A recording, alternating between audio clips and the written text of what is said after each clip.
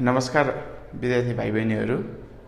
SSCI Chamunda institute मार्फत विद्यार्थीहरूलाई अनलाइनमा पढ्नको लागि सजिलो होस् भनेर कक्षा 12 को विद्यार्थीहरूको लागि पढ्नको लागि सजिलो होस् भनेर यस भिडियो बनाउने कार्य भइरहेको छ। यसै क्रममा कक्षा 12 का भाइ बहिनीहरूको लागि हामीले क्लास 12 मा जुन हामी इन्भेन्ट्री म्यानेजमेन्ट भन्ने च्याप्टर पढ्छौं, त्यस च्याप्टरमा दुईवटा कुराहरू हामीले पढ्नुपर्ने हुन्छ।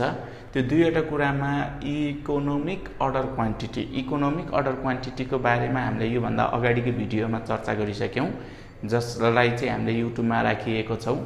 एडभान्स चामुण्डा इन्स्टिट्युटको युट्युब पेजमा गएर तपाईं सब्स्क्राइब गर्नुस्, त्यहाँनिर भिडियो छ, हेर्न सक्नुहुनेछ। यो क्यू हामीले पढिसक्यौं। त्यसैमा हामी अर्को रिलेटेड च्याप्टर स्टक लेभल पढ्छौं। स्टक लेभलमा चाहिँ अब के हुन्छ, बोर्ड इक्जाममा कि ईओक्यू को क्वेशन आउँछ 2 मार्क्समा कि स्टक लेभलको आउँछ। अब स्टक लेभलमा रियलमा के हुन्छ हामी हेरौं।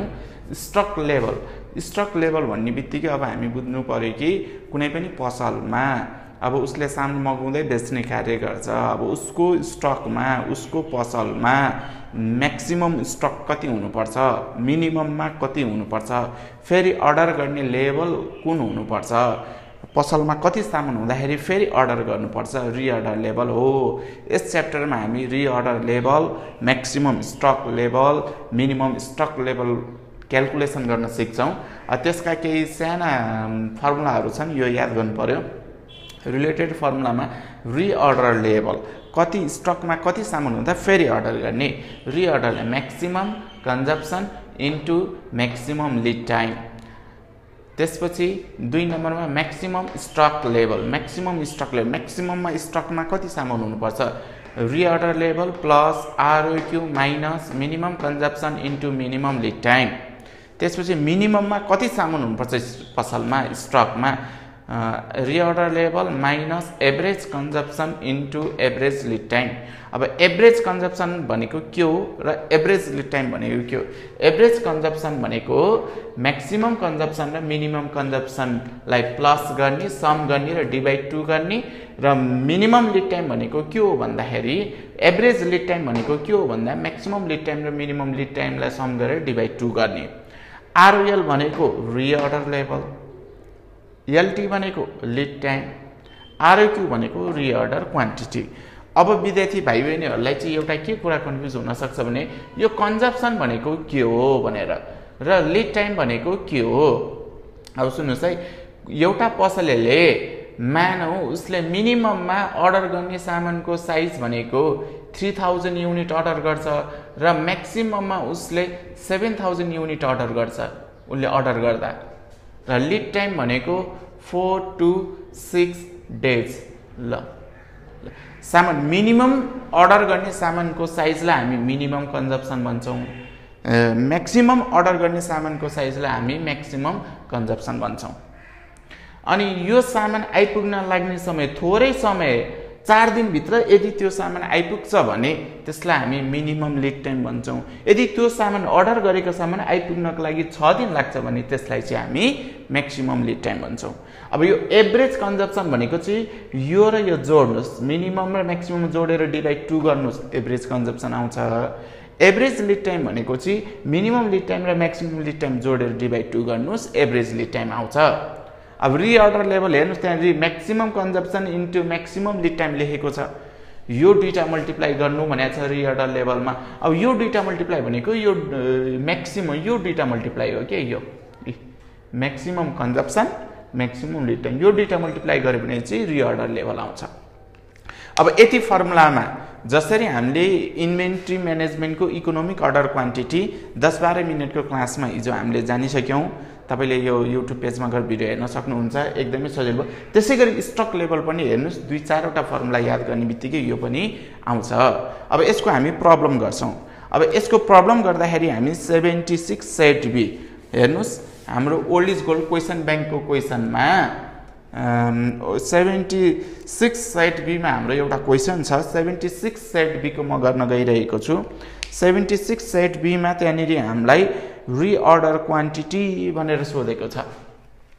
हाम्रो क्वेशन चाहिँ कस्तो छ भन्दाखेरि क्वेशन को गिवन लेखौं। हेर्नुस् रिअर्डर क्वान्टिटी। अब हामी क्वेसन बैंकको है ओल्ड इज गोल्ड को 2076 सेट बी यहाँनिर ROL reorder level direct given छ हामीलाई 6000 युनिट।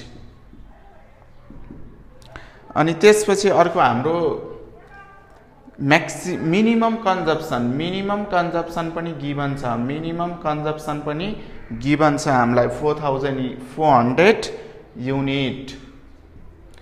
त्यसपछि reorder period lead time, reorder period भन्नु नि लीड टाइम हो है, रिअर्डर पिरियड यसलाई हामी अर्को शब्दमा लीड टाइम पनि भन्छौं। यो लीड टाइम हामीलाई 10 to 30 डेज दिएको छ।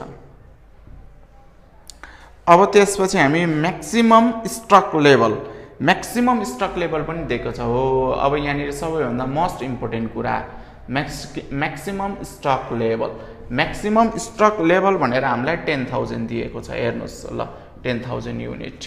ल हेर्नुस् म्याक्सिमम स्टक लेभल क्याल्कुलेसन गर्ने फर्मुला मैले तपाईहरुलाई लेखेको थिएँ, तर क्वेसन आफैले म्याक्सिमम स्टक लेभल हामीलाई गिभन दिन्छ भने म्याक्सिमम स्टक लेभल कसरी क्याल्कुलेसन गर्ने मैले तपाईलाई यहाँ फर्मुला लेखेको छु, तर हामीलाई यहाँ यो क्वेसनमा म्याक्सिमम स्टक लेभल क्याल्कुलेसन गर्नु पर्दैन। क्वेसन आफैले हामीलाई म्याक्सिमम स्टक लेभल भनेर दिएको छ हो। यस्तो अवस्थामा अब तपाईले जे दिएको छ हामीले क्याल्कुलेसन गर्नुपर्ने कुनै पनि डाटा क्वेसन आफैले दिएको छ भने अब यसको फर्मुलामा एप्लाई हुने कुनै डाटा मिसिङ हुन्छ। जस्तै हेर्नुस् म्याक्सिमम स्टक लेभलको formula ROL ROQ minimum consumption minimum lead time छ फर्मुलाका डाटाहरू। अब यसमा कुनै डाटा सोधिदिन्छ क्वेसनले, नभन्दै हामीलाई ROQ कति, रिअर्डर क्वान्टिटी कति, अर्डर गर्ने क्वान्टिटी कति भनेर सोधेको छ। अब यहाँनिर हेर्नुस् यो ROQ मिसिङ छ, यो पनि गिभन छ, यो पनि गिभन छ, यो पनि गिभन छ, यो पनि गिभन छ। अब ROQ मिसिङ छ, ROQ निकाल्नु पर्यो। अब ROL गिभन छ हेर्नुस् अब त्यो यो maximum stock level minimum consumption चाहियो, मिनिमम कन्जम्पसन पनि गिभन छ हेर्नु, मिनिमम लीड टाइम चाहियो, मिनिमम लीड टाइम 10 र 30 मा त 30 हो। अब यसबाट हामी यहाँनिर हेर्नुस् अब यो फर्मुलामा एप्लाई गर्छौं, हामी यो फर्मुलामा जान्छौं। हेर्नुस् म्याक्सिमम स्टक लेभलको फर्मुला यो हो। ल यो माथिको मैले मेट दिएँ। ल हेर्नुस् त्यो क्वेसन हो। अब सोलुसन यहाँ हुन्छ हेर्नुस् म्याक्सिमम स्टक लेभल क्वेसन आफैले दिएको छ हामीलाई, म्याक्सिमम स्टक लेभल भनेर हामीलाई 10,000 युनिट दिएको छ, यहाँ 10,000 राख्नुस्। अनि त्यसपछि के गर्नु पर्यो अब हामीले हेर्नुस् ROL भनेको 6000 छ, 6000 प्लस ROQ फाइन्ड आउट गर्नुपर्ने छ माइनस मिनिमम कन्जम्पसन भनेको 400 इन्टु मिनिमम लीड टाइम, यो दुईटामा मिनिमम भनेको त 10 हो। ल क्याल्कुलेसन गर्नुस्। क्याल्कुलेसन गर्दा के हुन्छ 6000 यतापट्टि गएर माइनस हुन्छ, अनि यो 410 गर्दा 4000 हुन्छ, 4000 उता गएर प्लस हुन्छ। भन्नुको मतलब यसलाई गर्दाखेरि 10,000 6000 उता जाँदा माइनस 6000, यो माइनस 4000, यो भनेको माइनस 4000 हो, माइनस 4000 उतापट्टि जाँदा प्लस 4000 इक्वल टु ROQ। ल क्याल्कुलेसन गर्नुस्। क्याल्कुलेसन गर्दा 16 बाट 4000 गर्दा हाम्रो एन्सर भनेको कति आउँछ 12000। ल रिअर्डर क्वान्टिटी भनेको 12000 युनिट्स हैन, सरी 10,000 माइनस 6000 गर्दाखेरि 4000 गर्दा 8000, यहाँ हाम्रो 8000 हुन्छ 8000। ल 10,000 माइनस 6000 4000 प्लस 4000 8000 युनिट हाम्रो। अब यसै गरेर यस्तै अर्को हाम्रो क्वेसन पनि हेर्छौं हामी। अब कुन क्वेसन हेर्छौं भने 74 सेट बी को क्वेसन हेरौं। 74 सेट बी मा हाम्रो क्वेसनमा के छ है। अब नेक्स्ट क्वेसन हामी फेरि हेरौं है। 2074 सेट बी 2074 सेट बीमा रिअर्डर पिरियड हेर्नुस् रिअर्डर पिरियड भनेको लिड टाइम हो अघि नै मैले भनिसकेँ लिड टाइम भनेको 4 to 6 डेज दिएको छ क्वेशनले अब डेली कन्जप्सन भनेर पनि दिएको छ हेर्नुस् कन्जप्सन भनेर क्वेशनले 400 to 600 युनिट छ हेर्नुस् अनि त्यसपछि अब हाम्रो रिअर्डर लेभल तल आरओएल क्वेशन आफैले डाइरेक्ट दियो आरओएल 36,000 युनिट तर क्वेशनले यो आरओएल नदिएको भए नि हामी क्याल्कुलेसन गर्न सक्थ्यौं maximum consumption maximum lead time यो र यो मल्टिप्लाई गर्यो भने त आरओएल आइहाल्छ नि हाम्रो त फर्मुलै त्यही हो म्याक्सिमम कन्जप्सन र म्याक्सिमम लिड टाइम फर्म मल्टिप्लाई गर्यो भने आरओएल हुन्छ तर क्वेशन आफैले दियो हामीलाई केही छैन मिनिमम स्टक लेभल सोधिरहेछ हेर्नुस् मिनिमम स्टक लेभल अब मिनिमम स्टक लेभलको फर्मुला अब तपाईहरुलाई फर्मुला थाहा हुनु पर्यो मिनिमम स्टक लेभलको फर्मुला भनेको आरओएल हाम्रो सुरुमा आरओएल हुन्छ माइनस मिनिममको पछाडी त एभरेज हुन्छ average consumption into average lead time ल अब आरओएल क्वेशनले दिएको छ हेर्नुस् अब आरओएल क्वेशनले दिएको अब हामीले डाटा राख्नु आरओएल 3600 माइनस एभरेज कन्जप्सन छैन अब एभरेज कन्जप्सन भनेको के हो भने maximum consumption plus minimum consumption d/2 अघि भर्खर हामीले डिस्कस गरे म्याक्सिमम कन्जप्सन र मिनिमम सम गर्ने d/2 गर्ने एभरेज कन्जप्सन भइहाल्यो इन्टु एभरेज लिड टाइम पनि सेम प्रोसेस हो maximum lead time plus minimum lead time d/2 ल हेर्नुस् कति सजिलो छ 3600 माइनस यो क्याल्कुलेसन गर्दा यतापट्टि 500 आउँछ यो क्याल्कुलेसन गर्दा यतापट्टि 5 आउँछ 2500 भयो 3600 बाट 2500 माइनस गर्दा 1100 भनेको हाम्रो मिनिमम स्टक लेभल हो युनिट यसरी युनिट पनि लेख्नु पर्छ ल बुझ्नु भयो नि अब यस्तै तपाईलाई म मिनिमम स्टक लेभल आरओक्यू अब एउटा म्याक्सिमम स्टक लेभल क्याल्कुलेसन गर्नको 71 सेट डी को एउटा लास्ट क्वेशन हेरौं 71 set D 71 set D 71 set D मा के भनेको छ भने maximum consumption per day reorder period हामीलाई दिएको छ रिअर्डर पिरियड भनेको 10 to 15 डेज रिअर्डर क्वान्टिटी दिएको छ यो आफैले दिएको छ क्वेशन आफैले रिअर्डर क्वान्टिटी भनेर 1500 युनिट त्यसपछि अर्को हामीलाई दिएको छ मिनिमम कन्जप्सन पर डे भनेर 100 युनिट दिएको छ यहाँ 100 युनिट दिएको छ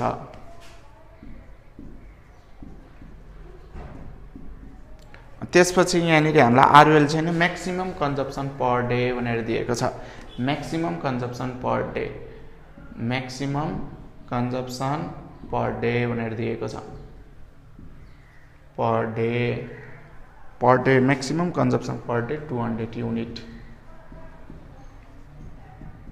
ल maximum consumption 200 unit minimum consumption 100 unit reorder 10 to 15 days त्यसपछि maximum stock level equal to what भनेको छ हामीलाई यो मैक्सिमम स्टक लेभल चाहिँ यो चाहिँ सोधेको छ ल हेर्नुस् क्वेशनमा के गिवन सबै त्यही हो अघि यो दिएर यो सोध्यो अहिले चाहिँ हामीलाई यो मैक्सिमम स्टक लेभल सोध्यो मैक्सिमम स्टक लेभलको फर्मुला हाल एप्लाई गर्नु पर्यो तपाईले मैक्सिमम स्टक लेभलको फर्मुला यहाँनेरि यो मेर्दै ल मैक्सिमम स्टक लेभलको फर्मुला हेर्नुस् अब मैक्सिमम स्टक लेभलको हाम्रो फर्मुला के हुन्छ maximum stock level maximum stock level निकाल्ने फर्मुला हाम्रो के हुन्छ भन्नुहोस् ROL plus ROQ minus minimum consumption into minimum lead time. ल ROL क्वेसनमा छ जस्तो लागिरहेछ मलाई, छैन ROL छैन। म्याक्सिमम कन्जम्पसन र म्याक्सिमम लिड टाइम मल्टिप्लाई गर्नुहोस्। म्याक्सिमम कन्जम्पसन भनेको 200, म्याक्सिमम लिड टाइम भनेको 15 डेज भनेपछि यो दुईटा त मल्टिप्लाई गर्नु पर्यो। ROL भनेको maximum consumption 200 unit into maximum lead time 15। हेर्नुहोस् ROL मैले छुट्टै निकालिनँ, यही क्याल्कुलेसन गरी maximum consumption maximum lead time यो दुईटा मल्टिप्लाई गर्दा ROL हुन्छ, मैले गरिदिएँ। अब हाम्रो फर्मुलाको प्लस ROQ चाहियो। अब हामीलाई ROQ क्वेसनले दिएको छ 1500 माइनस मिनिमम कन्जम्पसन चाहियो, क्वेसनले दिएको छ 100 इन्टु मिनिमम लिड टाइम चाहियो, मिनिमम लिड टाइम 10। ल कति सजिलो छ।